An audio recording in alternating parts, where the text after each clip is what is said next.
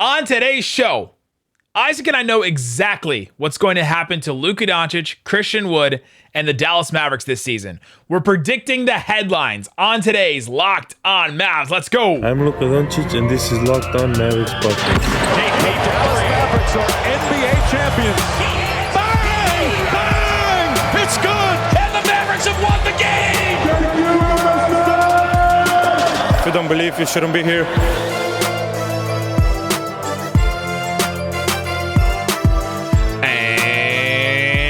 Welcome. You are locked on to the Dallas Mavericks. My name is Nick Angstadt, media member and NBA channel manager for the Locked On Podcast Network. Thanks for making Locked On Mavs your first listen every day. We are free and available on all platforms, including YouTube. But the best way you can help us grow the show is to comment anything below. Let us know. Predict a storyline for the Dallas Mavericks.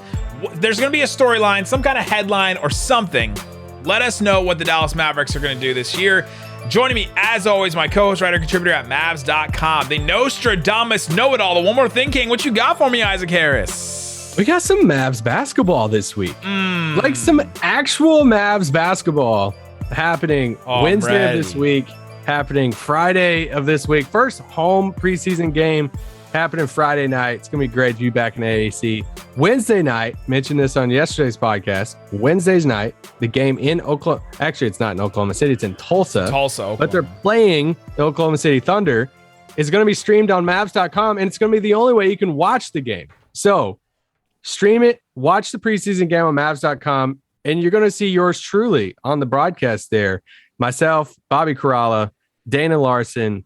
Hold on, stop. You said the only way to watch the game is through this Mavs.com stream, which I think will also be on League Pass as well. Like if you have League Pass and you watch it from outside, you'll be able to watch that on there. But your stream is going to be on there. You're going to be on League Pass. Now, I wouldn't I wouldn't promote my face on League Pass here, but the pod has made it.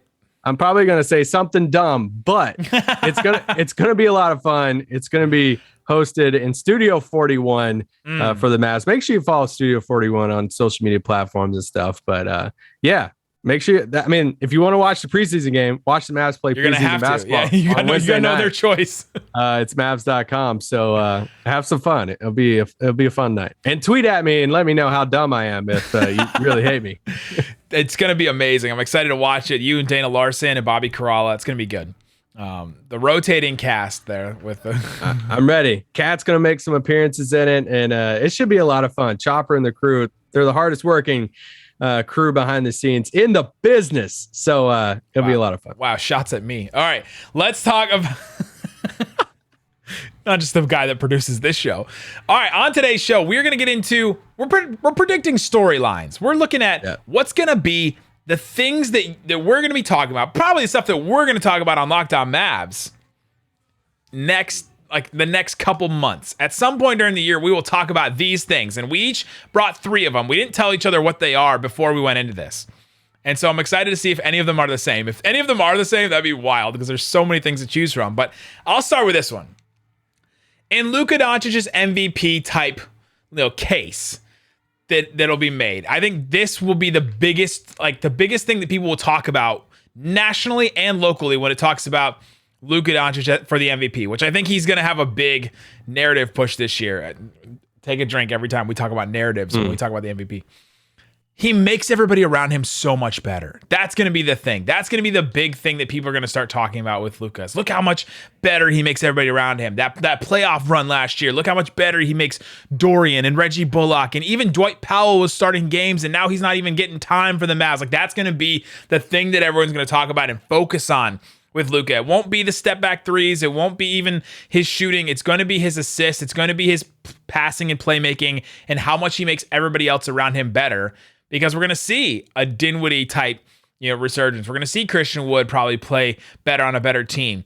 Last couple of years, Luka has averaged between 8.6 and 8.8 assists per game. It's literally been like 8.8, 8.7, 8.6, like just right in that range. And I think this year he gets to 9 and maybe even 10. And I think this is going to be the huge talking point around Luka. You think, because obviously I have a Luka one too. I do think this is the year for him to possibly win MVP, and that he's been the favorite over the past few years. Yeah. Going into the season, And like you said, I think the narrative part is going to set up perfect because they lost Brunson. Yes. And it's going to be, for a lot of people around the NBA, it's going to be, oh, they lost Brunson. They didn't sign a big player. Yeah, they traded for Christian Wood, but I think a lot of people's kind of like forgotten that a little bit. But I think if they have a really good record, which I think they will, then this MVP case is going to be, and my biggest talking point for Luka is, I think we're going to be discussing, is this the best season of Luka Doncic's career? Like so far, you know, I think that's where I think we're going to be looking at some crazy Luka numbers. He looks better. Big fan jam takeaway here for a lot of people is like how good of shape he looks in. You know, he looks like he's coming into the season in take your drink in the best shape that he has like started a season in. You know, so outside of, I mean, if you want to say his rookie season, I mean, he was really skinny his rookie season. When you look back at some of those pictures, it's pretty crazy. But I just think he's going to start better. And I think the team's going to start better. And that narrative is going to start really early on. And I think that's going to be one of the bigger talking points, both within Mavs fans and outside of Dallas on the national stages. Luka Doncic, this is the best season of his career. What else? I mean, we've done this podcast. We did this podcast a couple weeks ago with what he has to do to make like an MVP candidacy season. He is still the betting favorite. According to BetOnline, he's plus 450. Joel Embiid is next at plus 600. Then Giannis at plus 650. And then Durant at plus 900. So like he does have a pretty big lead right now as far as the betting favorite to win MVP. But I think it's got to be around how he makes people better. He looks better. The in shape stuff, the weight, all that stuff has to start early. It's got to start early and often for Luka because you have to get in that conversation early, or else you have to do a lot. Like you have to do a lot of heavy lifting in order to earn your spot into that MVP conversation. Yeah, I think he's going to average close to 30 and 10 as far as 10 assists. Yeah. I think his rebounds are going to go down just a little bit. I don't think he's going to get the triple doubles. I think JaVale's going to impact that. I think Christian Wood's going to impact that. For sure. To where he might not be averaging over 9 rebounds a game. But I think we could be seeing a 29 to 30 points a game, right at like 9.8, 10 assists a game. And he's a more efficient shooter. I think we're going to see like a higher 3-point, percentage this year. Isn't that what Trae Young averaged last year? Like 30 and 10 with like 5 boards. No, he's not dropping down to 5 boards. I know. I just thought it was funny that like he almost literally averaged that last year. But it's the difference between it's not just about the numbers. It's about the impact, about what your numbers actually bring.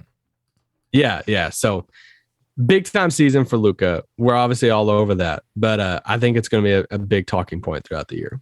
One thing I think from mine is how much he makes everybody better. I think you're going to see. He's got a lot of like dependent players, but he's got a lot of players that can do a lot of good stuff. But Tim Hardaway Jr. is not getting credit for like the points that he scores. That's all going to be Luka. Christian Wood, I don't know, is going to get a ton of credit for the points that he scores because it's going to be off of Luka, pick and rolls. It's going to be off of Luka, like driving kicks. Like he's going to do a couple things off the dribble. I'll talk about that, but I think that Luka, like in the Bang Bros, obviously the wings. Dinwiddie's kind of the only player on the team right now. And we've talked about it a lot. He's the only other creator. And so Luka's going to get credit for anything else that these other players do, whether it's true or not. And I think that's going to add to the whole conversation around Luka. And they're going to say, well, man, look at JaVale McGee. He looks like a legit starting center.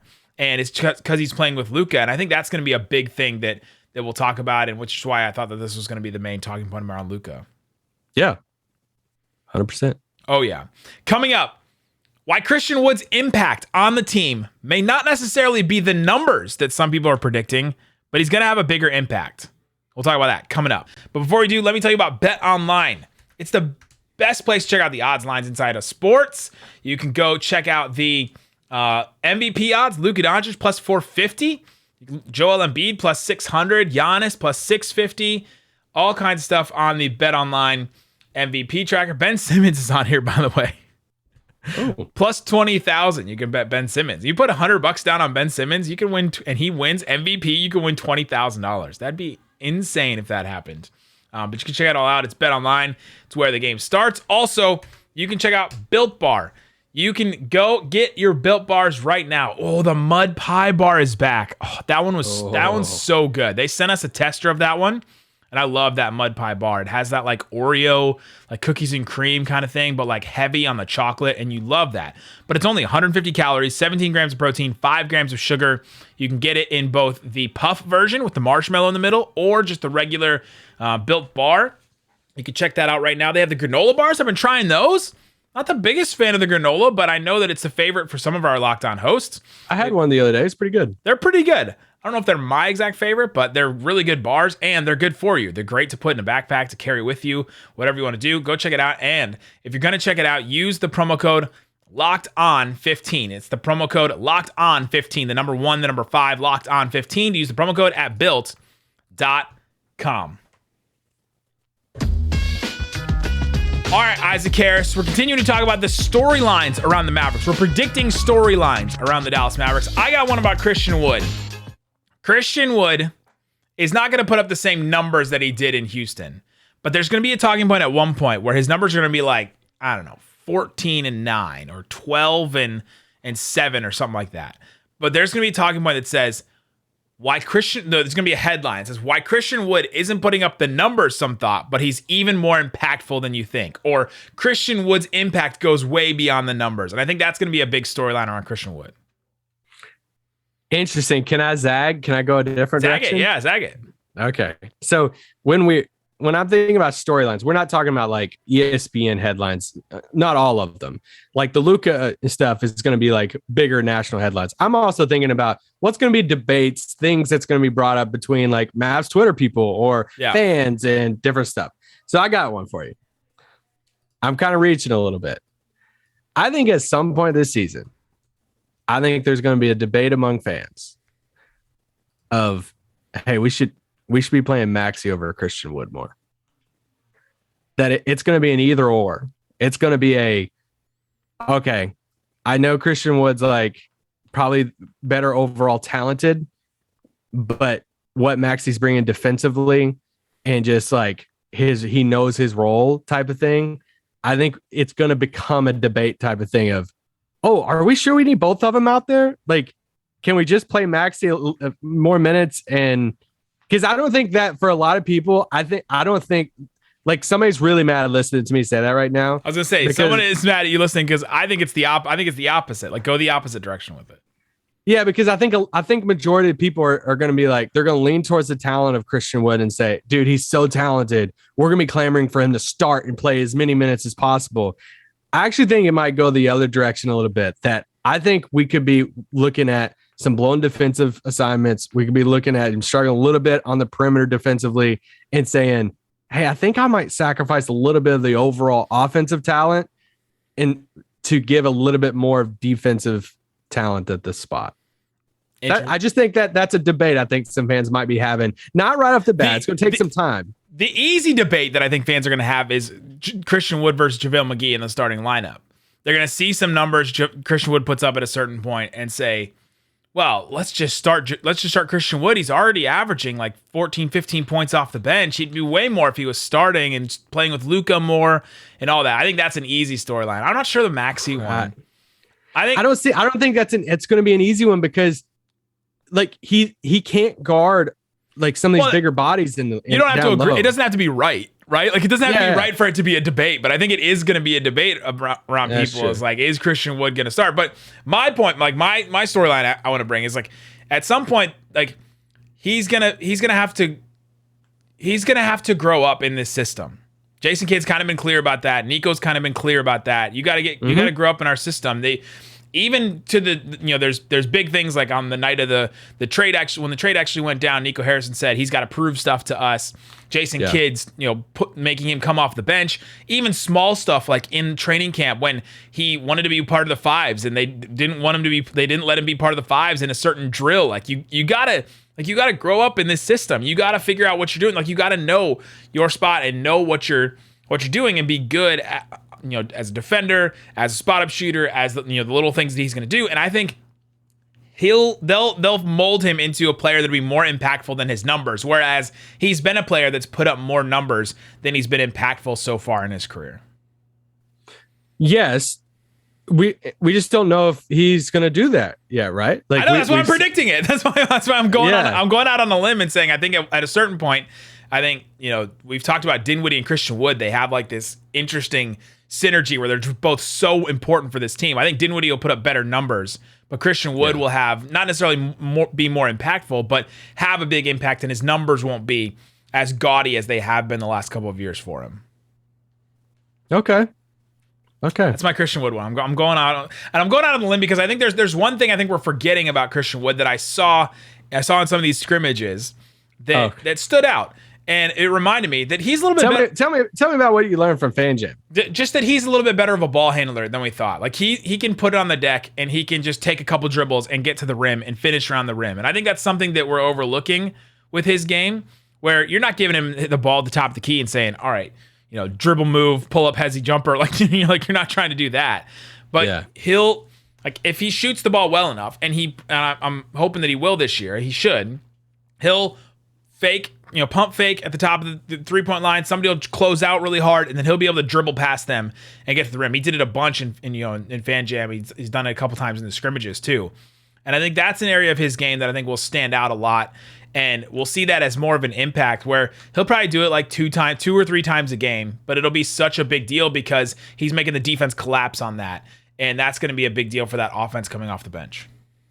Yeah, I mean, his talent is undeniable. It's just we got to see if it's going to work within the system. And obviously we have our players that I'm higher on Spencer Dinwiddie this season than you are. You're higher than Christian Wood this season than I am.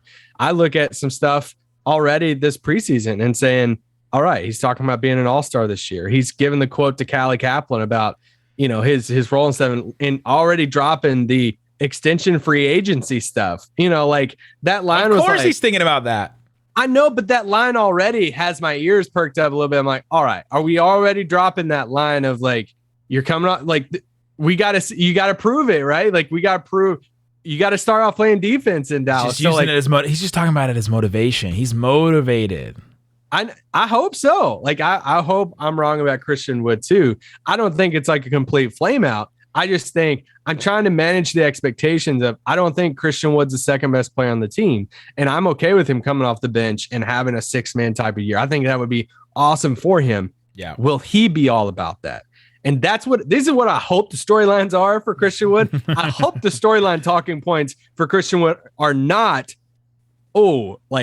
this isn't working at all. They got to find a new home and like all that. I hope it doesn't. Like Kristaps Porzingis at the end. That's what it seemed like. Like I think there's a chance for the Christian Wood thing to end up like what Kristaps Porzingis ended up being in the playoffs that last year, and then in the beginning of that next season, where you're like, okay, well, this is a lot more theoretical than it's actually practical. At a certain point with him.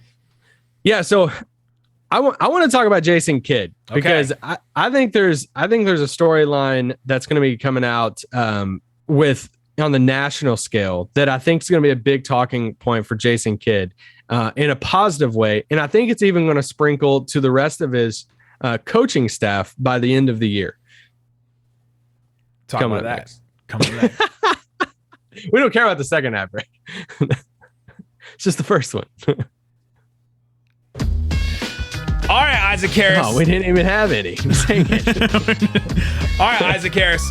We're continuing to predict the headlines, predict the talking points, predict what people are going to be talking about with this Dallas Maverick team at a certain point. And Jason Kidd going into his second year, I'm interested to see what's going to happen with Jason Kidd because Kane Pittman of Locked On Bucks, I was talking to him recently and he was like, hey, good luck second year of Jason Kidd. I know how that goes because first year with the Bucks, they had this incredible defense. They were playing the specific style. They were playing really well. And then the second year, it just kind of all fell off. And then they had to make a change. And, there's all this stuff that happened with them a couple years later. But, yeah, what headlines or what talking points or what debates are going to happen with Jason Kidd at some point this year?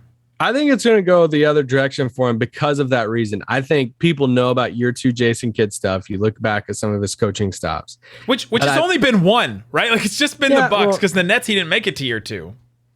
Well, yeah, that's kind of, but it's like, I think they're going to have such a good record and Luka's going to raise the floor of this team. And Wait, why'd you raise your eyebrows? You're gearing up and I'm ready for it.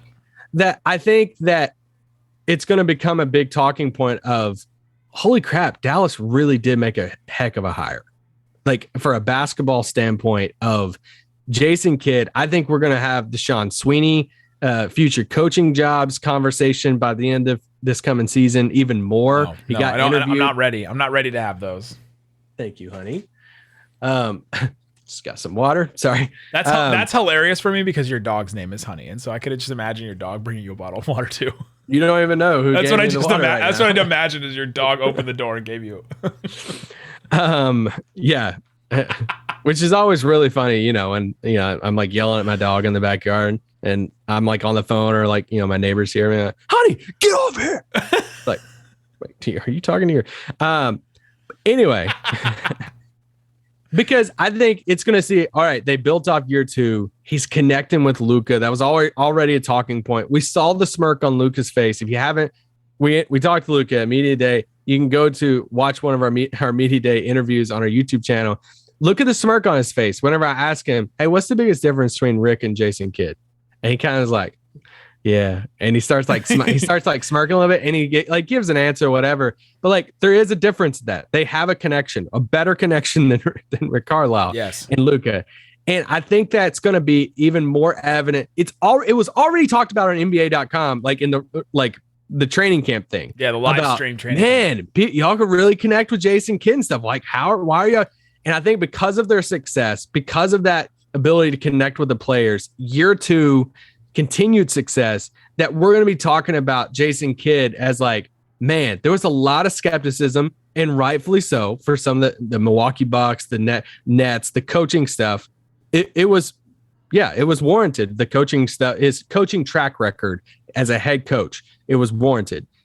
But I think after year 2, a big thing is going to be like, wow, it's really working out in Dallas for Jason Kidd. And let's talk about the reasons why that's changed, because I was admittedly was really negative about Jason Kidd in several ways, and one of those just being as a coach, because we had seen him in the past not be a good head coach, and we had seen him like wear on players, and we'd seen him be tough on players, and to not play a system that works well for the players that he had, and all that stuff.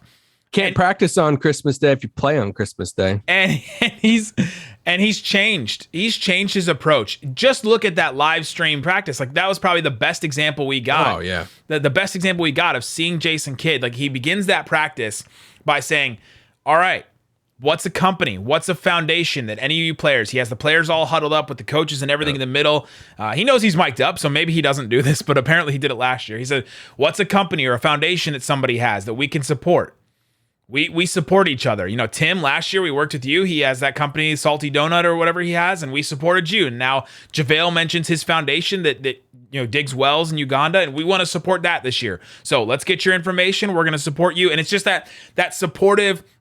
Everything is about communication. Everything's about talking to each other. He talked about listening. How many times did he talk about listening in that practice too? Where he said, that's good. That example right there. He saw something happen where there was a scrimmage or there was a play that happened where a player wanted to say something to another player, and that player that was receiving that stopped, listened, and then gave his point of view. And he said that's a great example of listening and listening to your brother, listening to the other player on your team, because that's what we want to be. We want to be communicative. And he's got the leadership council too. That's probably something that's different than what we've had in the past. We haven't talked about this on this podcast yet, but Luka Doncic, Tim Hardaway Jr., and Dwight Powell are in the leadership council. Which are we going 2 for 2 and traded players in the leadership council this year? Because last year it was KP. Possibly. But he's got the leadership council. You can laugh about it, say that it doesn't do anything, but it at least empowers a couple players on his roster to have a voice. And I think that's pretty interesting. And so I'm really curious to see how he does in year 2. And to see if all this stuff holds up from year 1 to 2. Yeah. Do you got another one? I got one more. Yeah. Me too. I think veteran leadership is going to be a thing talked about with this team a lot more. I don't think we haven't heard that phrase being used about this Dallas Mavericks team. They haven't had any. Because they haven't had many. They have veteran leaders all of a sudden. But I think Dorian Finney-Smith, they obviously brought in JaVale McGee. He's going to obviously be a veteran leader that people will talk about. He's acting like it already. And somebody we've wanted for so long, a veteran voice who's won a title, who's in the rotation. Yes. Not just an in the bench guy who's in the rotation. This is going to matter that's one of the most underrated parts of this whole thing is that vet voice is actually playing in the rotation. Who's been there, done that, won 3 titles, all of that. But I think Dorian Finney-Smith is stepping up to become the leader of this team, the vocal leader of this team, being the guy that steps up to people. Spencer Dinwiddie shared this story on Theo Pinson's podcast that was awesome. He said, the first couple of days I come in and I didn't want to rock the boat. This is Spencer Dinwiddie talking. He said, I didn't want to rock the boat. I wanted to just come in and not, say too much, do whatever, because I'd been to places in the past. He's talking about the Washington Wizards, where I went to some places in the past where I came in and I was ready and I was like, jumping the gun and all that, and they weren't about it. And so I just came in and I was like, all right, I'll just, I'll be here and I'll pass more often and I won't try to get my own and all that. And the first couple games, he scores like 4 points and 8 points or 8 points in both games or something like that. And then he said, Dorian Finney-Smith came up to me and said, yo, what's up? We couldn't guard you in Brooklyn. And now all of a sudden, you heard what coach said, you go out there and what are you doing? Go score. He said, I'm not guarding LeBron for you to not go get a bucket. That's an incredible quote from Dorian Finney-Smith. I'm not out there guarding LeBron for 40 minutes or whatever for you to not go get a bucket. Do your job, do your role, because that's what Spencer Dinwiddie was asked. If Luka or Brunson didn't have the ball last year, it was Dinwiddie's job to go get a bucket. And if he wasn't doing that, Dorian called him out on it. Called him out to go get a bucket and to be who you are and to do what the coaches said. And Dinwiddie said that meant more from coming from Dorian than it meant coming from Jason Kidd when Jason Kidd empowered him to go get buckets and do what he was supposed to do. And so I think him stepping up into that role, JaVale McGee, and then I mentioned this the other day on the show, all of a sudden, these guys have a ton of playoff experience. All of a sudden, the core group of Mavs went from 13 games of playoff experience to 31 games of playoff experience. And I went through the whole list, and there's only 100 active players in the NBA that have more playoff experience than that. It's not many. There's 450 players in the NBA, and the Mavericks all of a sudden have this group of players that have playoff experience, have been together for a while, and are getting to year 7, year 8, year 9 in their careers at a certain point. And veteran leadership is going to be a big talking point. Yeah, and they're a young team. No, I'm just kidding. They got younger too, which is kind of the weird thing. And I would go out on a limb too and say if they do make a trade, or I still think they do make a trade, that person they bring in is probably going to be a vet too. Right? They have an open roster spot in addition to the other two-way that, if they go out and say sign somebody or somebody gets bought out over the next week or so, it's probably going to be a vet and maybe somebody who has playoff experience. So it's just going to add to that. And that's such a big difference for this team to have those voices, have those guys who've been there, done that. Yeah, absolutely. All right, give me your last one. Well, mine's focused on Dorian too. I think this is the year that Dorian Finney-Smith finally starts getting the national attention for the player he is. I think he's going to be talked about on national podcasts. I think he's going to be talked about for literally one of the best 3-and-D guys in the league. I think he's going to get some all defensive love this year. I just think, I know there's no way to really measure that, but I just think this is the year he finally gets the love and credit he deserves nationally. If Mikal Bridges and Marcus Smart can get Defensive Player of the Year votes and even win the dang award, Dorian Finney-Smith can win this award. I don't think he's going to win the award. I think he can. I think he could get some votes and be right there for all defensive second team, something like that. I mean, no one ever talks about him at all, but I think he's going to start getting that credit this year. We're incredibly biased about Dorian because we just love him so much. But I agree with this. I think that this is finally the year we've seen him. The leadership stuff I talked about earlier goes into this, that he's going to be seen. Stories about that, like Dinwiddie shared, are going to come out more because it's not like that's a one-time thing. He's been doing that all throughout the playoff run. People are going to be asked, players are going to be asked this year, who was the player that surprised you in the playoff run or something like that, or what stood out. It's like, Dorian doing this and saying this. And it's just been an incredible run to watch him grow. Who would have thought? Who would have thought Dorian Finney-Smith, when he came out of Florida and was just like an undrafted player trying to make it on this roster, would have such an impact on this team, both culturally and on the court, to be like a guaranteed starter and to be like one of the most coveted wing players in the NBA right now, because like there's not many players that play defense the way that he does and shoot the way that he does. And it's wild to see that. So I hope this one of all of them is one I hope is the most true, is that he does finally get the national attention. I mean, I don't know. Best season for Luka's career would be awesome. Let me ask you this one. I'd rather have Dorian get his love. Out of these three players, which one of these three gets like some rumors about extension talks? Frank Ntilikina, Dwight Powell, Christian Wood. Well, take Dwight out because I don't know if there's playing time enough. So I'll eliminate that one. I don't even think that's an elimination. You think so? I'm just saying, like, are you telling me you would be shocked if it's, I don't know the extension deadline and stuff for this, but like if it's February, March, he's on the roster past the deadline, and it's like, hey, Dwight Powell agrees to a 2-year, $16 million extension. And it's like $8 million a year for the next 2 years after this year. As much as we talk about Theo Pinson and we talked about Boban previously as a vibes guy, I think Dwight Powell is more of a vibes guy than we think. He's not super. Are you telling me this? Out with I'm telling you the listener. I'm telling you the listener with this. And so the Mavs signed Theo Pinson to come back as a vibes guy. So I guess I wouldn't put it past them to re-sign and extend Dwight to be a vibes guy that still is decent and a good backup center. Yeah. But the biggest conversation will be Christian Wood, though, and his extension, if it happens or if it doesn't. I don't think it happens. No. Shocker. But it'll be talked about more than Frank Ntilikina's. No, yeah, I don't think Frank's happens either. But it's like I mentioned Frank in there saying, what if Frank does take a hold of this backup point guard spot and he plays well and he's playing good defense? And it's like, are you shocked? I mean, I probably am, but are you shocked if it's, January and he's getting a 2-year extension? It's like $5 million a year or something. Especially considering everything this franchise just went through with Brunson. They're like, we don't want to touch the not extending a player when we can thing ever again. There you go. That's the headlines that we think are going to happen. That's the debates. That's the talking points we think are going to happen at some point during the season. Let us know yours in the comment section below. Thanks for making us your first listen. Make your second listen Locked On Fantasy Basketball with the absolute GOAT, Josh Lloyd. He's got a Mavericks preview that I was on. He's got a bunch of other stuff that you can check out over on his channel and on his podcast feed, wherever you get your podcast. Guys, thanks so much for listening to Locked On Mavs. So, boom!